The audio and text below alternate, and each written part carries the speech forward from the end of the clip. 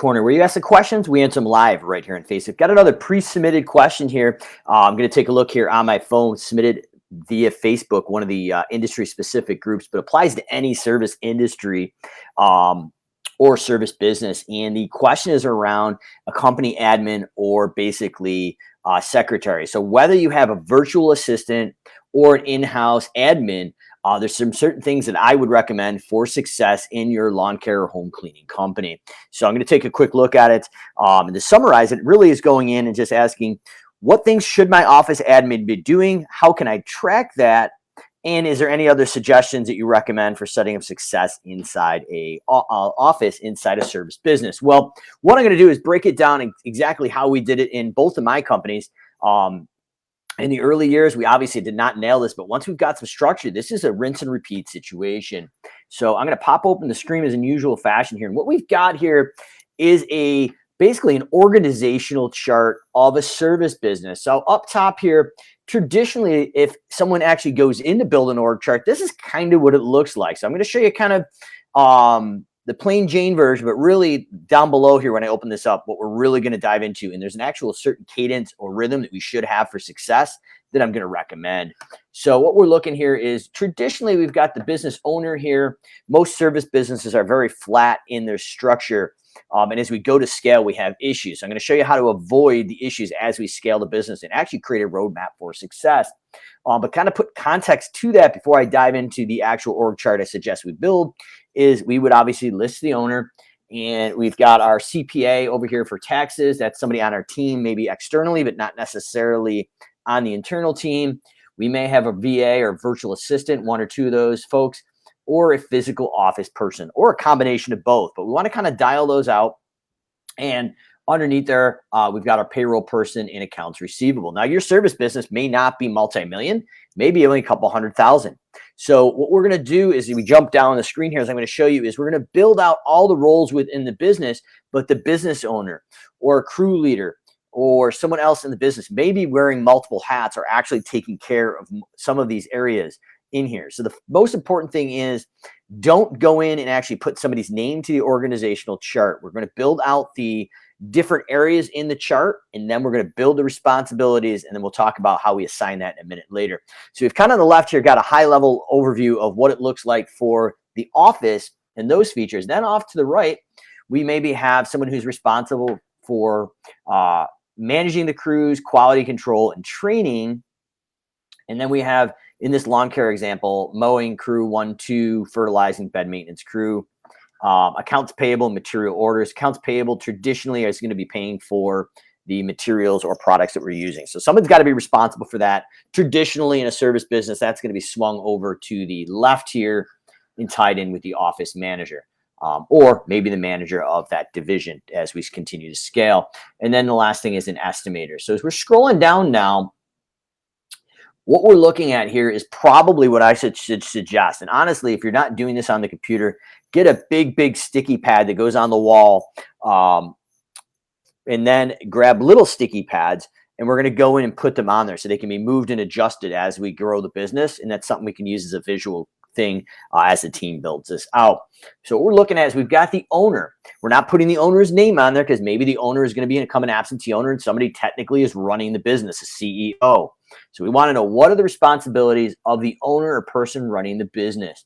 We've got the estimator. What are those responsibilities? Once again, we are not putting names on these, and we may not have an individual person for each one of these roles, but we're going to put the responsibilities of that function and role. And I, as the owner, may be the owner, the visionary, the strategic person. I may be the estimator, and I may be managing the crews or on one of the crews.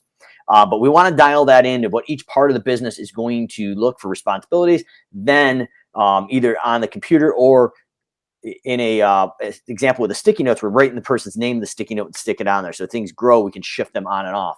But we got our CPA, our taxes, we got our accounts payable, material order, we got our office, our payroll person. What are the responsibilities below that person? We might have marketing. That can be online, offline marketing. Who's managing our Facebook group? Who's managing our chat bot?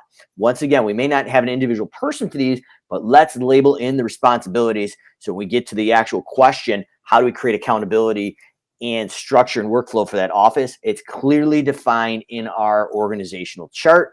And then we're going to put that individual's name on the one thing they're doing or the multiple things they're doing. So my business, the gentleman that was running my company, when we actually took the time and flew out to Arizona and did this off-site, it was eye-opening because some of the people in the company were not necessarily being as successful as we thought they should be. But when we actually put their names to all the things they were doing, they were actually being as successful as they could be because the organization had overloaded them and they didn't have the ability to get their head above water. So this is a great thing to do every year with your team off-site. Now we've got our office assistant responsibilities. We're going into our estimator, and then we're going to label out each one of our crews. What are the expectations for their quality control? What are the responsibilities? Maybe equipment maintenance, on-site upsells, all the different things we expect of those crew and crew leaders, tech and crew leader. And then our crew manager and quality control and responsibilities. So now we've got this organizational chart here. And like I said, you may be a 1 or 2 person show. You may be 20 or 30 person show. We've worked with people from 250,000 up to about 20 million in annual sales. But as the business continues to grow, one individual is responsible for each part of this instead of multiple things. But as we grow to scale, we want to put that roadmap together for this coming year and build an organizational chart with the responsibilities and put their names on it. Now, once we have the names, we can go into our CRM, our customer relationship management software. I'm going to show you a way of doing this inside Service Autopilot. But this can be done in any software. So we're going to go in on the My Days screen. What I'm going to recommend is going in and creating a fake lead. Now, there's certain ways to segment this lead out. I'm not going to get into that because this is not necessarily a software-specific video, but I'm going to show you a way you can do it. But we do want to be able to take this lead and actually make it an accountability thing for a person. Or we can actually go in and use it under an employee. I'm going to recommend this lead, and we're going to segment them out of our sales database and some other things for reporting and automations. But the idea is this is not a lead. This is a tool to go in and automate responsibilities. So I'm going to call this office team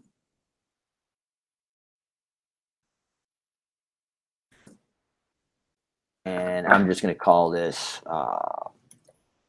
member number 1.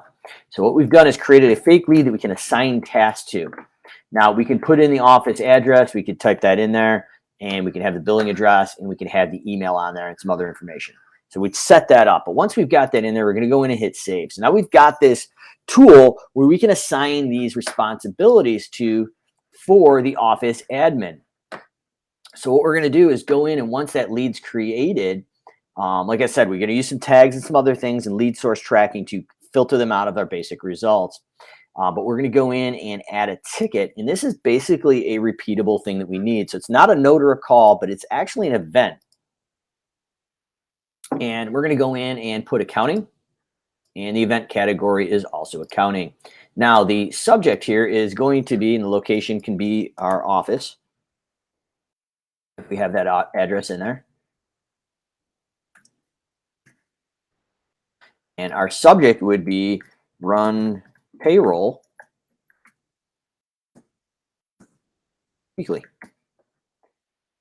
And we would copy and paste that in there. And in that body, we would also probably go in, run, or actually check and confirm payroll times, submit payroll through online portal, and we could have login info. So all the data, so everything that's needed there is already bucketed in here, but it's very clear what needs to be done, who's doing it, and you're assigning it to office member team number 1. And then we're also going to go in and make the assignment now. So we've got the role, but now we're assigning the actual task to whoever that admin is. So if this admin changes, we could go in on a wholesale update and update these tickets or events and not have to change the role. So if there's changing or updating, we can do that. So we've got this in here. And I'm going to go in and put this on, at least in my company right now, we're running payroll every Tuesday. So we're going to set it up for the first Tuesday, and it is due the following Tuesday. Now, you can set an appointment time. So I'm not going to get into this necessarily in this video, but I also recommend blocking out time in your admin's calendar. So like 8 to 9, 1 to 2, and 4 to 5. You're going to be returning emails. You're going to be returning phone calls that may have been missed. These are the things. Tuesdays at 4 to 5, we're doing accounts receivable, overdue payables. So all the different things that should be happening. What we're doing through these tickets is creating a glorified checklist that the admin's walking through and knocking off, and then the business owner or manager can go in at a 40,000 square foot level and actually manage this process. So let's just say we're going to make an appointment time, and we're running payroll at 10 a.m. and maybe it's a 2-hour process ballpark. So 10 a.m. to 11 a.m. every Tuesday. Now that's blocked off, and that's sacred time. That admin is going to actually run your payroll. So what we're going to do is go in and sweep in and hit save here, and we're going to create this ticket. And it looks like I may have missed something here. Assignment needs to be to a person, and Facebook Live, I've got to click on the ticket. All right, perfect. So we've hit that. Now we've set this up. Now this ticket pops up, and now what we've got is the ability of the first event that's going to be happening to run payroll every with the date now every Wednesday with instructions how to log into the portal and the expectation. But that's only half the battle. We've got it for one day. We really need to create a reoccurring event for every week. Now you can see how this can kind of come into play. So if I go into this ticket, it's like an imaginary folder. So it tracks all the emails, the notes, calls, events, and forms filled out with that ticket. So if there's certain emails to the payroll professional that you're sending, you can send the emails out of here and have that as an audit trail. So what is documented has happened, and now we have accountability across the organization for this one particular thing in each bucket. So I'm going to do is dive into the actual ticket and click edit on the bottom hand. So this is where this one-time event becomes a predictable reoccurring event. So as the business owner, you set it and forget it. So put the time in once, build the thing, put some notes in there, attachments, whatever else you need in there. And we're going to go in, and where it says repeats never, we're going to click on there and say weekly on Thursday or custom. So we can go in and break this down and have this recurring task assigned to the particular person, or really technically the particular role, and then have that assigned to the particular person that's doing that role at that time. So this is a rinse and repeat situation as the business grows, or we have staff change due to poor performance, or hopefully some movement through the organization. So we go in and we can actually set this up. Repeats one week every Wednesday starting that day. Or if you go in and we said weekly on a Thursday, then it would automatically go on that Thursday and repeat. So a couple of things in there for granularity to be able to dive in. But the idea is we go into our organizational chart.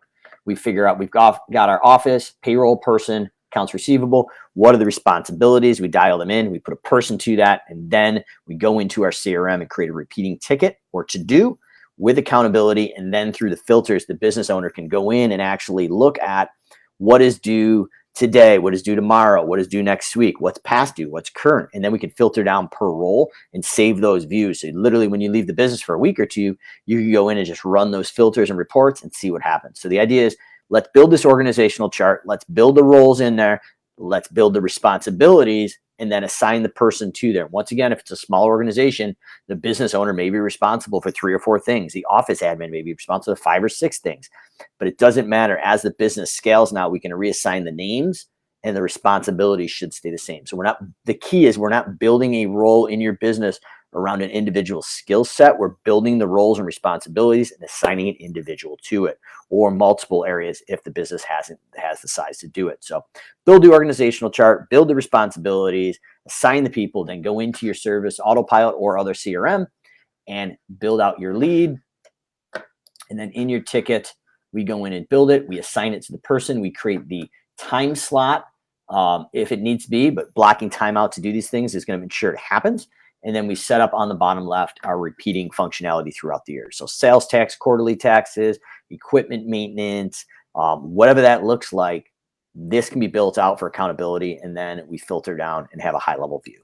So Callahan's questions, you answer questions, we answer them live right here on Facebook. How to create accountability through a flow chart of your organizational chart, creating different areas, responsibilities, and assigning the particular person to that role or roles, and then going in and building inside your CRM, such as Service Autopilot, some different sorted out leads, and then we create your recurring ticket or to-do down here on the left for a rinse and repeat situation, and then it can be managed through the reporting. Comments, questions, drop them below. Callahan's Corner, you ask the questions, we answer them live right here on Facebook.